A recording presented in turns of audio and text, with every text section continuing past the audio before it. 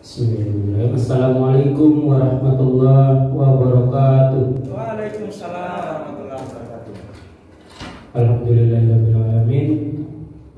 Segala puji kita panjatkan kepada Allah Subhanahu wa taala yang telah memberikan rahmat, nikmat dan kesempatan kepada kita semua sehingga kita pada pagi hari ini dapat mengikuti kegiatan sosialisasi dan diseminasi kebijakan kurikulum Merdeka Belajar Kampus Merdeka. Selawat dan salam kita aturkan kepada junjungan kita Nabi besar Nabi Muhammad SAW, dan semoga kita semua mendapatkan syafaat. Amin. Amin. Yang kami hormati Bapak Ketua STKP Taman Siswa Bima yang pada kesempatan ini diwakili oleh Wakil Ketua STKP Taman Siswa Bima Bapak Dr. Syarifuddin SSI MPD, dan yang kami hormati Ketua Prodi dan sekaligus Ketua Tim Pengembangan Merdeka Belajar Kampus Merdeka Program Studi Pendidikan Jasmani, Kesehatan dan Rekreasi terkait dengan sosialisasi dan diseminasi kebijakan kerjasama kurikulum dan implementasi Merdeka Belajar Kampus Merdeka. Dan hari ini akan kita melakukan sosialisasi dan diseminasi, dan lewat kesempatan ini kami selaku tim pengembangan kerjasama kurikulum dan implementasi MBKM memohon masukan dan saran dari Bapak Ibu dosen Hombes Prodi PJKR terkait dengan implementasi kurikulum MBKM ini, dan mudah-mudahan lewat kegiatan ini dapat maksimal dan sesuai dengan harapan kita semua. Amin. Untuk memulai kegiatan ini, mari kita sama-sama membaca basmalah untuk memulai kegiatan ini, dan mudah-mudahan kegiatan ini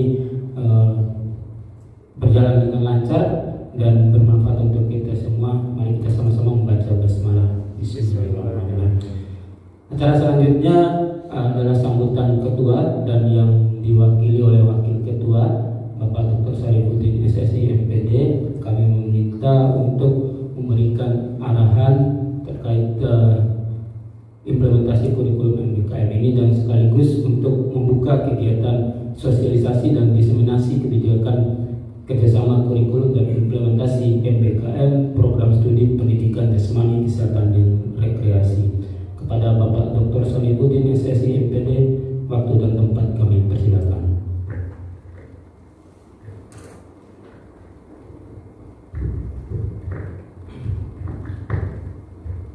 Bismillahirrahmanirrahim. Assalamualaikum warahmatullahi wabarakatuh. Alhamdulillah wa syukurillah wa la haula wa la quwwata illa billah. Asyhadu an la ilaha illallah wa asyhadu anna Muhammadan rasulullah. Yang saya hormati Pak Irfan sebagai Ketua Prodi PJKR dan sekaligus Ketua Tim, anggota timnya Pak Raban, Pak Ahmad dan Ibu Mardiana, dan Bapak Ibu dosen Prodi PJKR, ada Pak Senior, Pak Master ya, Pak Furkan, Register organisasi. aku juga Pak Rusdi sebagai sekretaris, serta Bapak Ibu yang lain. Alhamdulillah, terima kasih atas kesempatan ini. Sebelum saya memberikan permintaan Pak Roban untuk memberikan sambutan, memang tadi pagi Pak Ibnu saya diwakilkan dari hadir ini. Memang karena kegiatan ini Pak Ketua mencoba memberikan tugas itu mulai dari kita sama-sama mengajukan proposal dulu. Belum bilang kalau terkait dengan kurikulum atau yang berhubungan dengan kegiatan-kegiatan internal kampus, beliau bersifat kepada kita untuk selalu dan bersama-sama diskusi. Itu tugas beliau menyampaikan bahwa lebih banyak mencari jaringan, mencari kesempatan yang bisa direbut di luar sehingga kita bisa mendapatkan harapan itu dan ya cita-cita bersama untuk maju itu bisa dilakukan. Begitu Bapak Ibu. Pada kesempatan ini sekilas saya menyampaikan dari beberapa hari yang lalu Pak Irfan datang ke saya untuk membawa semacam dokumen kebijakan ini. Terus saya sampaikan ya saya akan baca dan saya akan berdiskusi dengan LPM. Hasilnya nanti akan disampaikan ke Pak Ketua. Mungkin setelah itu baru informasi pasnya atau dokumen ini bisa diterapkan itu setelah dari itu. Dan memang dokumen itu tidak berlaku untuk PJKR saja. Menurut saya berlaku untuk semua prodi dan ada prodi lain juga yang mengajukan hal yang sama seperti matematika dan PGSD. Maksud saya adalah kita diskusi nanti ini terkait dengan kebijakan ini dan mungkin lebih fokus ke khasnya PJKR. Kalau yang umum-umum mungkin disamakan dengan 6 prodi yang lain itu. Mungkin itu gambaran saya terkait dengan kebijakan itu. Dan sampai hari ini saya coba tanya ke Pak Ustadz Yusuf setelah dibaca itu, tapi mungkin masih sedang dibaca. Dan kebetulan juga di LPM itu ada Pak Amar yang bersama Pak Ustadz Yusuf. Mungkin kebijakan itu disusun bersama-sama juga dengan Pak Amar. Artinya Pak Amar di tim ini ikut terlibat menyusun itu, ketika di LPM juga bagian dari itu. Sehingga menurut saya kesimpulannya adalah kebijakan itu yang secara umum akan dikeluarkan nanti oleh Pak Ketua setelah ada diskusi semua prodi termasuk matematika dan PGSD. Itu mungkin yang pertama. Terus yang kedua terkait dengan program ini secara umum, memang ini lagi trennya di sekolah dan kampus. Alhamdulillah untuk tahun ini kita diberi kesempatan untuk mengembangkan kurikulum MBKM ini. Kita tidak lagi mengembangkan ini dengan dana dari yayasan, tapi ada bantuan dari pemerintah. Sebenarnya mau tidak mau kurikulum ini tanpa ada bantuan ini harus dilakukan oleh kita semua. Tapi dengan ini alhamdulillah kita bisa melakukan itu. Sehingga harapan saya adalah mari kita dorong sama-sama ini. Kita mungkin ketika ada dosen yang belum sempat hadir hari ini, bisa kita ajak diskusi mungkin di kantin atau di mana untuk meminta masukannya. Mungkin dari sisi lain juga saya lihat kurikulum yang kita pakai di prodi PJKR itu kan kurikulum yang mungkin terus kita lakukan perubahan karena kurikulum itu memang berawal dari disusun apa adanya. Kalau kata Pak Almarhum Aji dulu itu tidak ada akar, tidak ada rotan, akar penjadian itu. Artinya termasuk kurikulum itu apa adanya. Kalau saya istilahkan kurikulum atau mata kuliah yang gado-gado diambil dari mana-mana terus kita gunakan. Namun dengan berjalannya waktu dan ada 3 doktor ini, saya yakin di PJKR kurikulum mulai dari cakupan pembelajarannya, evaluasinya, mata kuliahnya, proses pembelajarannya itu satu dalam istilah kurikulum itu bisa disusun dengan sesempurna mungkin sehingga bisa kita gunakan di kelas atau di mahasiswa. Yang ketiga, Bapak Ibu, secara umum memang kampus kita terus mendorong kegiatan MBKM ini. Selain pengembangan kurikulum, ada kegiatan pertukaran pelajar, pertukaran mahasiswa. Namun tahun ini mungkin dorongan kita ke mahasiswa itu belum maksimal sehingga mahasiswa belum ada yang lolos. Ada juga kegiatan kampus mengajar atau bagian dari MPKM itu yang namanya mengajar di satuan pendidikan. Tapi nama programnya kampus mengajar. Alhamdulillah 2 tahun kita ikut dan kita lolos. PJK juga 2 tahun itu mahasiswanya ikut, dosen ikut ada. Itu juga bagian dari kegiatan MPKM, salah satunya di kurikulum ini. Nanti akan ada kurikulum di PJK ini 3 semester, mahasiswa itu diberi kesempatan. Bukan istilahnya bukan kita mewajibkan mahasiswa belajar di luar prodi, tapi kita yang menyediakan kurikulum, menyiapkan kesempatan mereka untuk belajar di luar prodi, baik di dalam kampus maupun di luar kampus. Kalau di luar kampus, saya lihat di proposal yang dikembangkan bersama ini ada kerjasama dengan Undikma, ada kerjasama dengan Undikma. Undikma itu mencoba mungkin dari sisi pertukaran mahasiswanya, dari sisi penelitian bersamanya, dari sisi macam-macam. Dari 8 item kegiatan MPKM itu. Ada juga karena di sini ada mitra PT dan mitra non PT. Non PT itu tadi sekilas saya dengar kerjasama dengan Desa Panda. Mungkin di sini di PJK ini ada 2 dokter yang mencoba menulis di disertasi itu atau melakukan penelitian menulis disertasi tentang pariwisata dari sisi budaya dan olahraga ini. Ya, itu juga bagian dari program MPKM. Sehingga dalam kurikulum itu nanti belajar di luar prodi 3 semester itu bisa kita lakukan, sehingga apapun yang mereka lakukan, maksudnya apapun yang dilakukan oleh mahasiswa di luar kampus ini, kita melihat ketika mereka ada di Padang, ketika mereka ada di sekolah di SD misalnya, mereka menyumbangkan perangkat pembelajaran.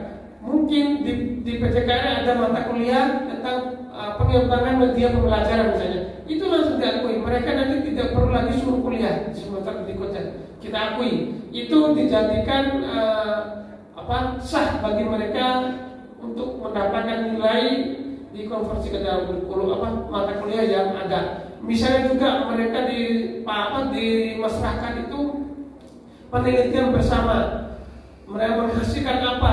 Ya, metodologi penelitian mungkin sudah lewat bagi mereka karena sebelum melakukan penelitian itu kan mereka belajar dulu tentang itu secara konsep menurut kurikulum atau MPKM ini bisa diakui. Begitupun kegiatan-kegiatan yang lain yang dilakukan oleh mahasiswa di masyarakat, tinggal kita konversikan ke dalam SKS. Jumlahnya berapa tergantung dari kesepakatan kita. Sehingga juga di sisi lain bukan saya sih, saya mengajak Pak Ahyar, saya mengajak tim-tim yang lain, saya mengajak beberapa dosen yang ditunjuk oleh Pak Tua menyusun pedoman operasional baku terkait dengan MPKM ini. Mata kuliah mana saja yang dikonversikan ke dalam kegiatan MPKM itu nanti akan dikeluarkan oleh lembaga selain SK yang kita diskusikan hari ini. Yang terakhir, Bapak Ibu, pada kesempatan ini saya ingin menyampaikan bahwa semua prodi termasuk PJKR ini memiliki pandangan bahwa mahasiswa dan dosen sama-sama maju, sama-sama sejahtera. Artinya ketika ada informasi yang terkait dengan kegiatan mahasiswa, kegiatan dosen, ayo kita share di grup itu. Ketika ada informasi yang perlu bisa kita lakukan sama-sama, ayo bentuk tim penelitian kah, tim pengabdian kah, tim apa, ayo. Sehingga menurut saya kegiatan kolaborasi dan kooperatif seperti itu, maka kita akan sama-sama maju, maka kita akan sama-sama sejahtera. Itu menurut saya. Ketika ada teman kita yang belum cerdas misalnya di prodi PJKR, ayo kita bantu sama-sama sehingga semua dosen di PJKR ini bisa cerdas semua. Ketika teman-teman kita jangkungnya masih asisten ahli, terkendala di tulisan misalnya, ayo kita sama-sama menulis. bisa juga kolaborasi dengan prodi yang lain. Itu menurut saya pandangan MPKM itu jangan hanya di sisi mahasiswa yang bebas, mereka belajar di luar 3 semester, tapi dosennya rutinitas ada di kampus, rutinitas hanya diskusi itu saja, bahkan rutinitasnya itu PP kampus rumah tanpa ada pengembangan diri. Saya rasa dari sisi cara pandang saya, dari sisi jabatan, mungkin waka 1, waka 2, waka 3, prodi, humas, apa saling berganti kita saling berganti. Saatnya mungkin kami yang menduduki jabatan itu mungkin besok lusa bapak ibu yang lain, kami menjadi dosen desa atau menjadi bawahan bapak ibu. Menurut saya itu tidak ada yang yang istimewa di antara kita, tidak ada yang lama menduduki jabatan, tidak ada yang istilahnya, tidak ada yang bahwa jabatan itu miliknya orang-orang tertentu saja. Menurut saya tidak. Oleh sebab itu, ayo kita saling mendukung sehingga cita-cita besar kita menurut saya adalah menjadi guru besar. Mungkin itu akhir dari langkah atau perjuangan profesi kita di dosen ini, menjadi guru besar. Siapa tahu Pak Ahmad, mungkin Pak Rabban atau siapa nanti di antara kita ini yang sudah sampai melangkah ke situ, alhamdulillah. Ketika duduk bersama, keluarlah uangnya Pak Ahmad, traktir kita semua, kan senang. Aman. Itu menurut saya bahagia ketimbang sukses sendiri tanpa membagi-bagi informasi. Pasang itu Bapak Ibu. Pasang baru kasih saya 50.000. Begitupun cerita-cerita yang lain. Saya kira itu Bapak Ibu dari saya. Mungkin saya tidak bisa lama bersama diskusi ini. Mohon maaf sekali lagi karena saya ada kegiatan yang saya wakili juga kampus untuk mengikuti kegiatan di Jakarta bulan Juni. Tapi menurut saya informasi yang disampaikan di sini masih kedengaran di ruangan saya. Insyaallah saya akan mencoba ya sama-sama maju itu. Lebih dari kurangnya mohon maaf sekali lagi. Pak Rabban, Pak Ivan, bila ada kata yang salah atau penyampaian saya tadi itu kurang tepat, mohon dimaafkan. Mari kita niatkan dengan hati yang ikhlas. Mari kita niatkan dengan tulus, dengan membaca Bismillahirrahmanirrahim. Kita buka kegiatan ini dan kita lakukan dengan sampai waktu yang telah ditentukan oleh moderator. Sekian, wassalamualaikum warahmatullahi wabarakatuh. Acara selanjutnya adalah penyampaian ataupun pemaparan yang disampaikan oleh Ketua Prodi dan sekaligus Ketua Tim Merdeka Belajar Kampus Merdeka Program Studi Penjaskestrek STGP Taman Siswa Bima, dan dalam hal ini yang langsung olahraga terkait dengan sosialisasi dan diseminasi kebijakan perancangan dan perumusan kebijakan perguruan tinggi terkait implementasi program kerjasama kurikulum MPKM dengan program studi Penjaskestrek STGP Taman Siswa Bima. Waktu dan kesempatan kami persilakan.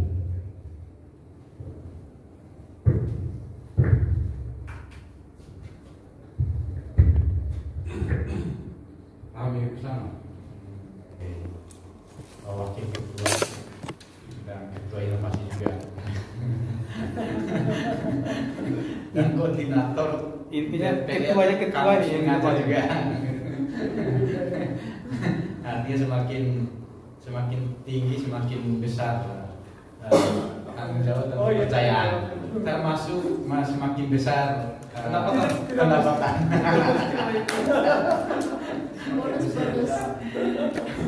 Yang saya hormati dan yang saya banggakan Bapak dan Ibu dosen Kompis Prodi Penjaskestrek yang berkesempatan hadir pada acara sosialisasi dan diseminasi kebijakan MPKM.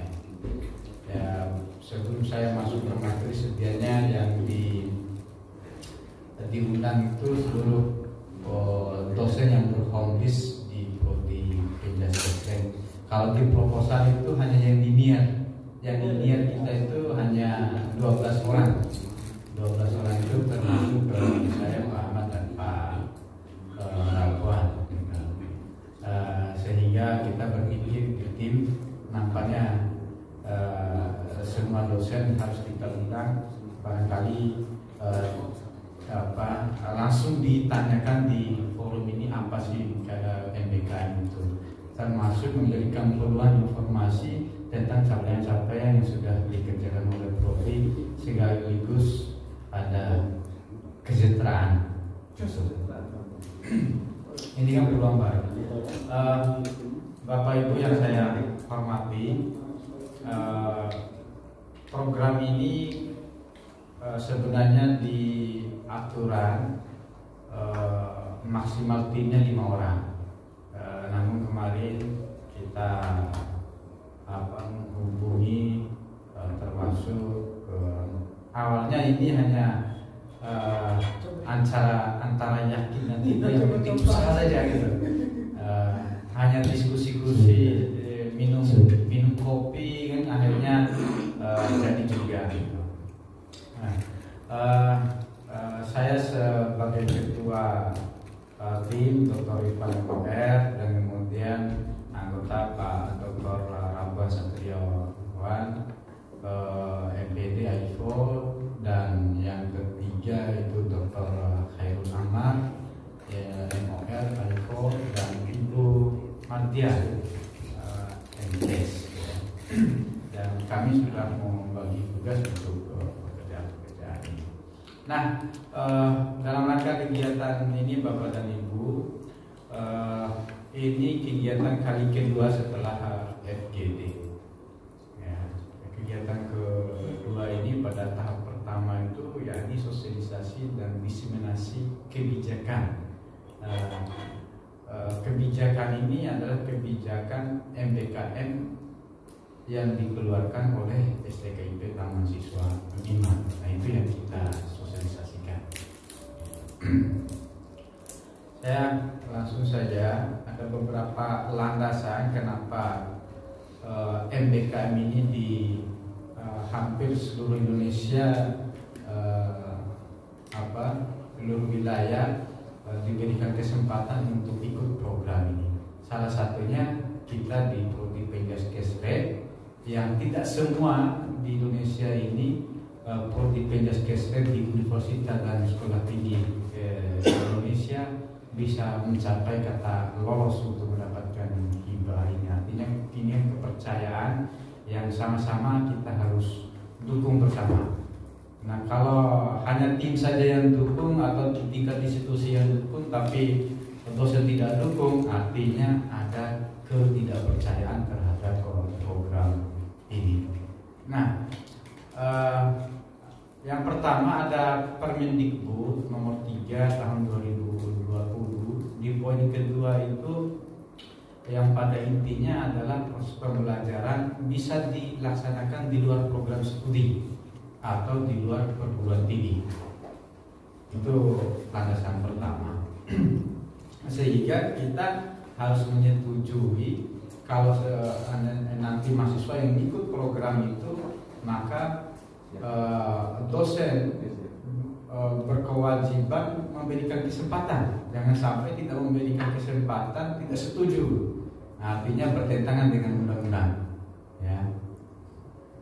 Yang kedua adalah keputusan Menteri Pendidikan nomor tahun 2020 juga tentang penyelenggaraan pendidikan tinggi.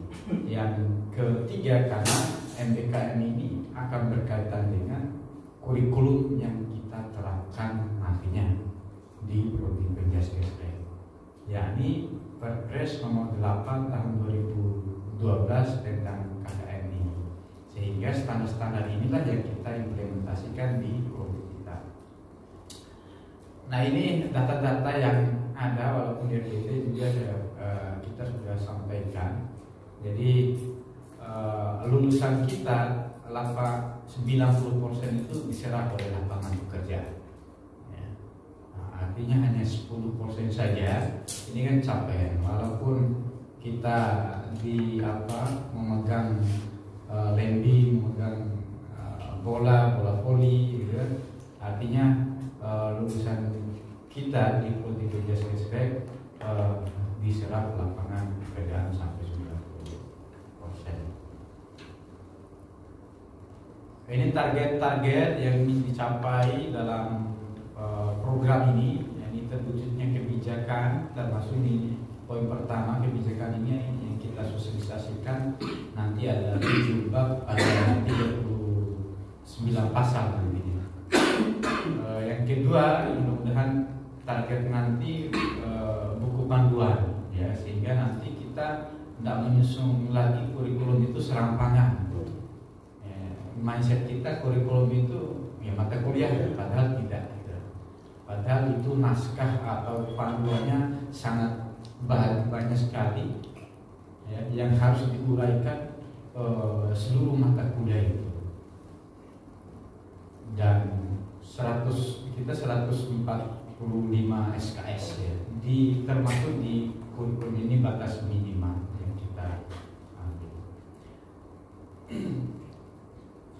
Sasaran, jadi terwujudnya kebijakan tadi, terwujudnya panduan pedoman, kemudian ketiga terwujudnya kurikulum, yang ketiga yakni SOP, yang terakhir nanti terwujudnya model kerjasama kurikulum seperti yang disampaikan oleh Pak Sarbil tadi itu. Salah satunya kita bekerja sama di daerah 3T, yakni salah satu perguruan tinggi penyelenggara pendidikan jasmani yang memiliki akreditasi sama dengan kita, B, yakni Unikma. Itu kerjasama antar perguruan tinggi, ya. Sedangkan kerjasama antar prodi di dalam perguruan tinggi nanti kita kerjasama dengan prodi PISD. Di slide berikutnya nanti ada mata kuliah apa saja yang harus dilaksanakan. Kemudian yang ketiga itu sebagai ciri khas, ya. Nah, ciri khas kita itu nanti di desa wisata olahraga. Target kita adalah desa pandai, terdekat dan terjangkau. Menurut kami di tim itu strategis, sehingga perluasan nanti kemungkinan besar kita akan melihat apakah program ini kita yakini harus efektif dan memberikan peluang terhadap kita dengan jangkauan pada dengan keberadaan kampus kita. Kemudian ini implementasi program MBKM, kurang lebih ada 5 halaman. Karena ini sosialisasi nanti silakan Bapak Ibu juga bisa memberikan pandangan dan masukan, ya. Ada 5 halaman, beberapa mata kuliah seperti yang disampaikan oleh Pak Saril, pada mata kuliah metodologi penelitian nantinya. Kemudian ada pengembangan media pembelajaran penjas, termasuk tadi, sehingga itu di semester 4 beberapa mata kuliah. Kemudian antar perguruan tinggi ini, ya, ada 10 mata kuliah, ya. Antar perguruan tinggi ini yakni bekerja sama dengan kampus Unikma tadi itu sebagai mitra, ya. 3 berdasarkan aturan itu 3 semester itu. Jadi satu semester itu akan mengikuti mata kuliah ini. Setelah kami pencocokan, ya, kenapa dituangkan di proposal dan di hari ini, ya, ini berdasarkan pencocokan mata kuliah yang ada di Unikma, ya. Sehingga berdasarkan pencocokan itu makanya disesuaikan dengan penerapan kurikulum nantinya MBKM ini, ya, sehingga nanti terkoneksi dengan konversi nilai mahasiswa di kampus mitra serta di kampus kita.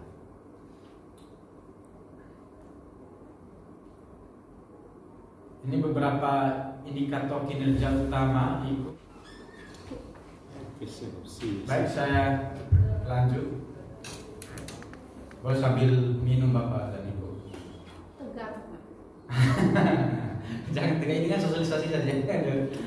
Ya. Ada beberapa mata kuliah juga ini kami tuangkan dalam IKU 2, indikator kinerja utama IKU yang dicapai. Ini IKU 2 ini ada 27 SKS nantinya. Termasuk perencanaan pembelajaran ini Pak Sam yang ngajar ya kan? Kemudian pendidikan kesehatan sekolah, kewirausahaan, profesi guru, mata kuliah umum dan strategis belajar mengajar, ini nampaknya banyak mata kuliah pasang.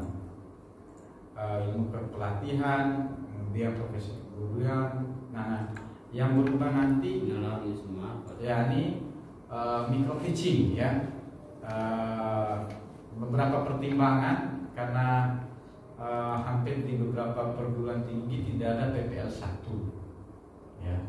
Yang ada adalah micro teaching atau sejenisnya ya. Sejenisnya itu mata kuliah ya, bukan sehingga di semester ini 5 semester 6 nanti ya, itu ya ini persiapan menuju PPL. Pendidikan rekreasi yang ini di Undikma itu pendidikan rekreasi. Kalau di kita nantinya saya akan buka lagi file mata kuliah rancangan itu yakni pendidikan rekreasi dan sport tourism, karena ini menjadi ikon nantinya di desa Panda itu bila kita sukses sama-sama mensuksesnya ini. Kemudian ada jurnal olahraga, nanti juga ini ada magang ya. Sekali lagi ini ada program magang, sebelum mata kuliah ini harus dimagangkan. Kemudian metodologi penelitian ya, tidak semua mata kuliah ini disampaikan di ruangan-ruangan kelas. Antar program studi dengan norm perguruan tinggi, kegiatan pembelajaran ini di desa Pandan nanti sport tourism, kemudian ilmu kepelatihan, jadi semua cabur yang berkaitan dengan kepelatihan itu nanti mata kuliah ini dilakukan magang di beberapa cabur yang sesuai yang dikehendaki oleh dosen pengampu mata kuliah. Kemudian perencanaan pembelajaran penjas ini juga Pak Hasan, nanti kita merencanakan magang di sekolah 1 bulan. Ya. Kemarin itu sempat saya mau menerapkan, tapi karena keadaan COVID, ya sehingga terkendala. Karena sekarang itu ada mahasiswa penjas yang saya rekomendasikan untuk magang di SDN Talabiu. Ya. Nah, kemarin 2 bulan, sekarang sudah melakukan penarikan di SDN Talabiu. Itu secara mandiri, artinya bisa kita terapkan secara berskala besar melalui mata kuliah dengan jumlah mahasiswa itu. Kemudian pendidikan kesehatan sekolah ini nantinya akan berkaitan dengan magang UKS ya, unit kesehatan sekolah. Kegiatan wirausaha karena menjadi visi kampus ini salah satunya akan magang juga di beberapa UMK dan lain-lain. Ini mengajar di sekolah, nanti ada PPL dan KKN terpadu yang di peraturan di 36 pasal itu kita mencanangkan KKN tematik, PPL dan KKN tematik. Ya. Itu nama program, kemudian nama mata kuliah yakni PPL dan KKN terpadu mengikuti penamaan PPL dan KKN yang dikeluarkan oleh BPM.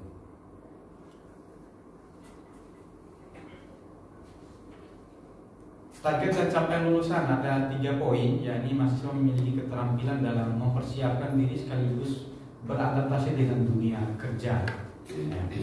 Sehingga mahasiswa kita tadi capai 90%. Mudah-mudahan setelah menerapkan program ini minimal 95% itu terserap oleh lapangan pekerjaan, karena sejak di mata kuliah dilakukan magang dan mereka siap.